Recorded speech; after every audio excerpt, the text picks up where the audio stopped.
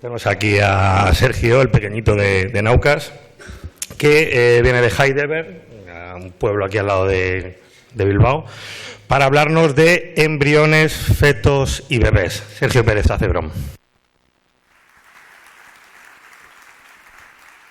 Gracias. Muchas gracias. Voy a empezar con una pregunta. ¿Dónde diríais en esta figura que empieza el azul? ¿Qué números?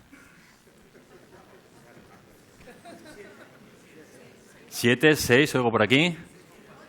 8. ¿Alguien da más? 4. ¿Alguien baja más? En el 1, un daltónico. Bueno, por ahí... Bueno, depende de dónde definamos, ¿no? 8 y 9 están claramente en el azul. Del 3 al 7 ahí hay un gradiente, depende de dónde queramos poner la línea. Voy a hacer la pregunta de otra manera. ¿Podemos llegar a un acuerdo de mínimos de números que no están en el azul? El 1 y el 2 ya os digo que no están en el azul. Y el 3 puede tener algo azul. Bueno, igual necesitamos un software de análisis de imagen para saber si está o no, una herramienta para decidir. Pero podríamos llegar, creo yo, a un acuerdo de mínimos de números que no están en el rojo.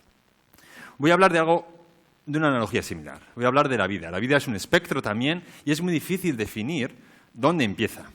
Y, por tanto, qué grado de protección debemos utilizar en cada momento. Voy a presentaros los principales hitos que llevan hasta un bebé y algunas herramientas que creo yo pueden ayudarnos a discernir cuándo estamos o no estamos ante una persona y, por tanto, cuándo debemos legislar en ese respecto. Voy a hablar de conocimiento científico, pero no voy a hablar de dos puntos muy importantes. No voy a hablar de moral, ética o religión, y no voy a hablar de temas personales, lo que yo haría, lo que vosotros o vosotras haríais.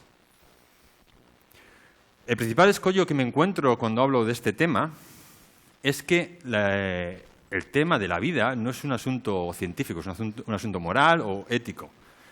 Y eso, en mi opinión, es una falacia y yo creo que se representa bien con esta imagen. Aquí estáis viendo a una pequeña persona haciendo contorsionismo para entrar dentro de un espermatozoide. Esto que parece ahora mismo una tontería o una curiosidad era la imagen que teníamos, al menos desde la época griega y hasta el siglo XVII, de cómo era la vida. El ser humano estaba preformado en el semen del hombre y entraba en el útero de la mujer para crecer como si fuera eso un horno. Y así se producían las personas. Y se producía una nueva persona que crecía y dentro tenía otras personas.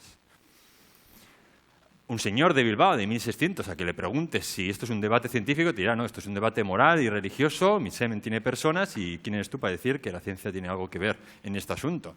Pero la microscopía, las técnicas de fecundación nos han enseñado que esto no es cierto. Entonces, ahora mismo no hay nadie que considere que hay personas dentro de los espermatozoides. La técnica, el conocimiento científico nos ha ayudado a un acuerdo de mínimos en lo que no es un ser humano. El siguiente hito, especialmente si eres vasco, es el acto sexual.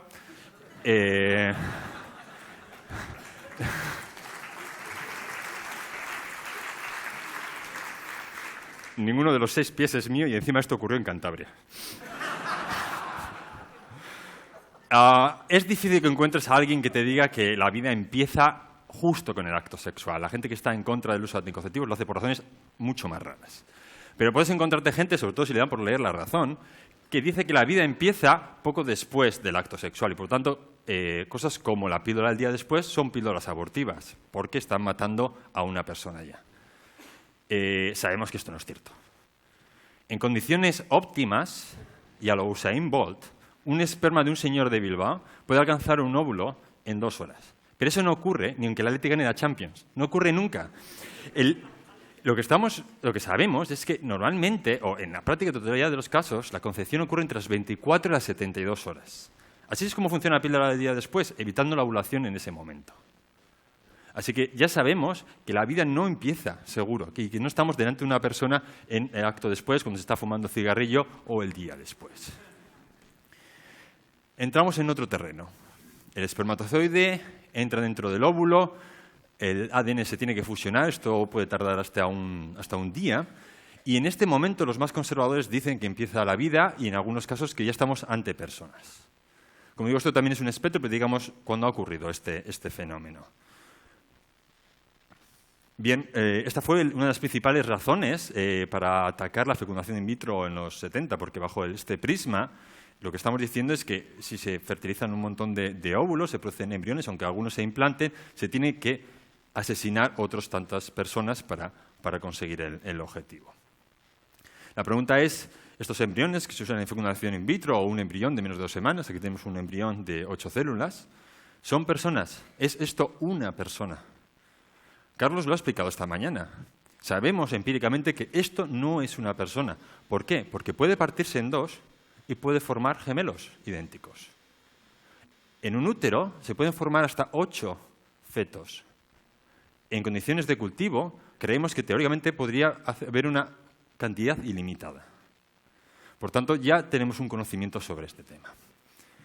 Las opiniones que dan a un grupo de células de menos de 2 semanas la condición de persona son más bien minoritarias, propias de ministros, o en este caso de exministros, gracias a Dios.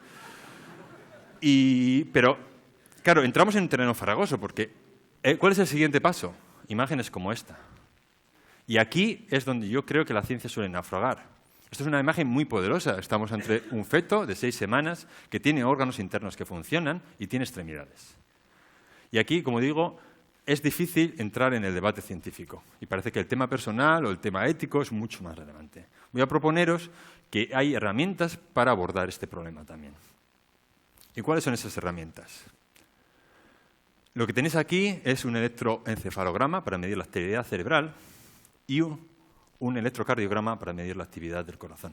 Son actividades que nos acompañan durante toda la vida, pero la superior tiene una importancia en este asunto que quiero tratar, y es que tiene validez legal para decidir si alguien ha muerto, para decidir si alguien ha dejado de ser una persona.